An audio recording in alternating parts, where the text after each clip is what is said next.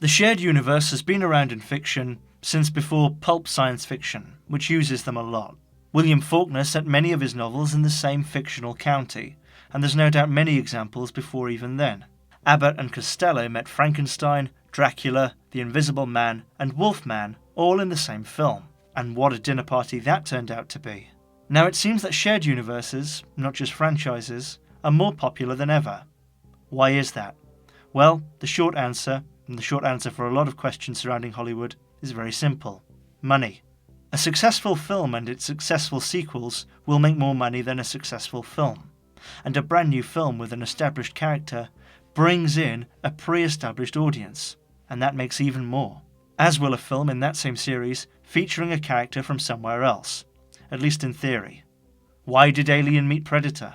Well, to bring the two audiences together.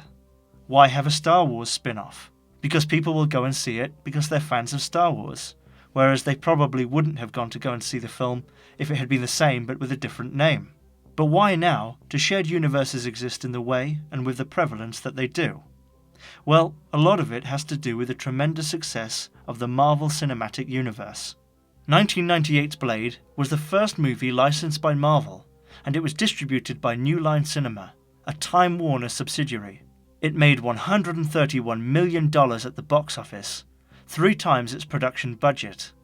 The next was X-Men, distributed by Fox, which did extraordinarily good business and made a worldwide box office total of just under $300 million. Clearly there was a lot of interest, an incredible amount of interest in X-Men especially, considering it was the series' first film.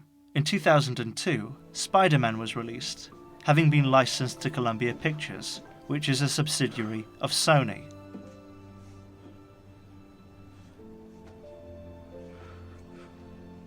Everyone wanted a piece of Marvel's properties, but it wasn't making a lot in terms of profit share.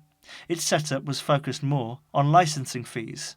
It was making a lot of money, but it was sitting on a gold mine, and Marvel still owned most of its own creation rights. Already pretty solvent, Marvel began to raise money, a lot of money, more than $500 million through Merrill Lynch. This was going on as other licensed films were coming out, films that only spurred on the popularity of Marvel's characters, whether they'd been licensed or not.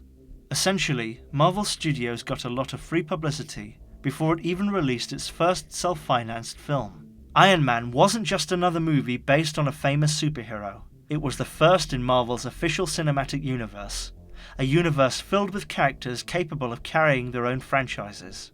Then you had the Incredible Hulk, Iron Man 2, Thor, Captain America, the Avengers, and so it went on, and continues to go on.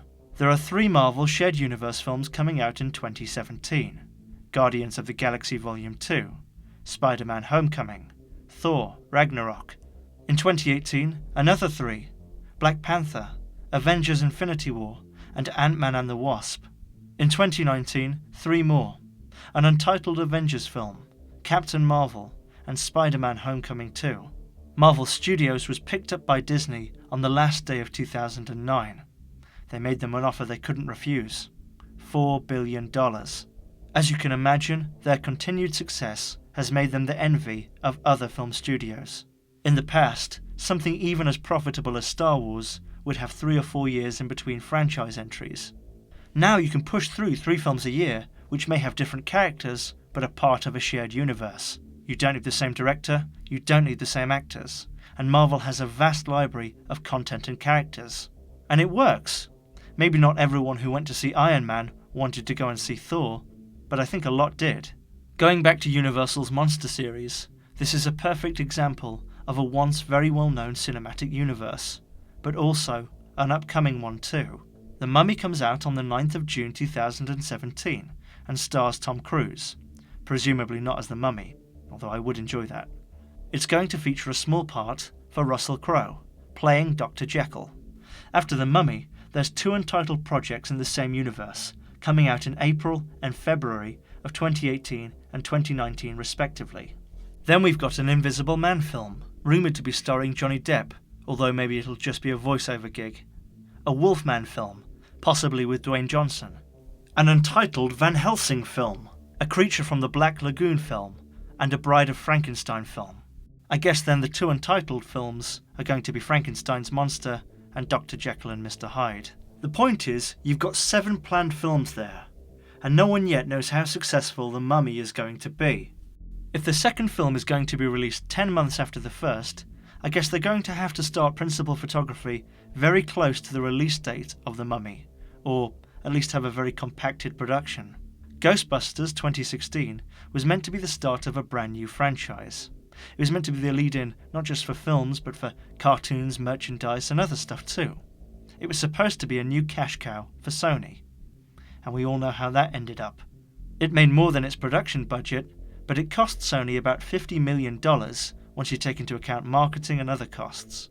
I talk more about that in my video about why Ghostbusters 2016 flopped, which you can watch by clicking on the annoying box which is now cutting through the remnants of my hair. Now, they hadn't gone into production for Ghostbusters 2, but they had started making moves on expanding the franchise, and they had to roll that back. There's no doubt in my mind that a sequel will happen, Rory Brewer, Sony president of worldwide distribution, once said before it all turned to shit. This is the problem. The optimistic expectations of studio executives isn't necessarily matched by what actually is going to happen. It reminds me of Goldcrest. Goldcrest was a British production company founded in 1977. They made Chariots of Fire, which won 4 Academy Awards, and Room with a View, which won 3. They made money by making good films. Chariots of Fire made 10 times its budget. Their 1982 biography of Gandhi won 8 Academy Awards and made them more than $100 million on a $22 million investment. But that success made them more ambitious, and they took on more projects that cost more. Working backwards, Absolute Beginners didn't make back a quarter of what it cost. The Mission, a film that won the Palme d'Or, barely broke even, and they had a lot riding on it. And most damning of all, the film that started this downward spiral was Revolution. It made $358,000. It cost $28 million. There's a danger, I think, that like Goldcrest, Hollywood will overinvest, not in ambitious artistic projects that no one wants to see, but in massive franchises that no one wants to see the 7th film of. Sony in particular are very keen in finding a successful franchise, with the company being forced to write down its movie business by $1 billion in January 2017. Until recently, Sony was attached to a Robin Hood project, of which there are many circulating. That one in particular now seems to be in the hands of Lionsgate, but when Sony had it, they were touting it as the medieval Avengers. Now they've acquired some of Valiant Comics' properties, and they've announced Bloodshot, Harbinger, Bloodshot 2, Harbinger 2, and the crossover Harbinger Wars.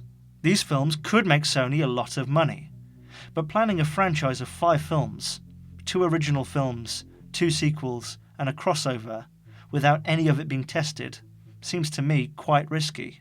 I mean, no offence, and I'm no comic expert by far, but I've never heard of Valiant Comics.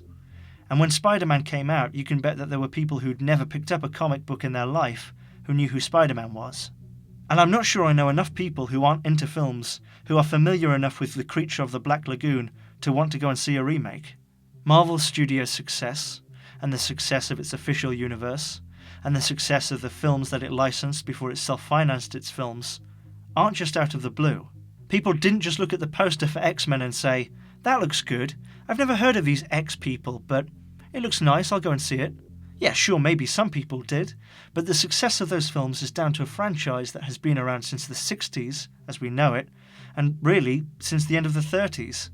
It's grown a huge audience that loved the original comics, and it cultivated that audience not by announcing 5 Marvel films at once, but by first testing the water, by seeing what worked and growing to match demand. The series of films announced by Sony and Universal seem like running before walking. And like I said, I'm not saying that they're going to fail, just that investing all that pre-production money, getting the script written, casting people, and who knows, maybe making a couple of sequels after an average first film, which I wouldn't put past them, is highly risky. Of course, the monetary rewards, should the risk pay off, is very high too. Thank you for joining me. I don't judge my self-worth by likes and subscriptions, but YouTube does, so please do that. I'd also love to know what you guys think about all of this. Are these franchises dangerous to the studios making them, or am I just being pessimistic? Thanks again. See you next time. Also, some ideas for crossovers. A young black woman raising a family has to deal with her crack cocaine addiction. Set in the Lord of the Rings universe. It's called The Habit, co-starring Whoopi Goldberg. Alien versus the People. I see this as an Alien versus Legally Blonde crossover. Ghostbusters Assemble. The new Ghostbusters, the original Ghostbusters, and the cartoon Ghostbusters, the one where Egon had a bizarre blonde pompadour, unite with Judge Dredd to rid the world of ghosts, regardless of the collateral damage. Last one. Two explorers with vastly different backgrounds are trapped on a raft together floating down the Essequibo River. I call it Dora, the Wrath of God.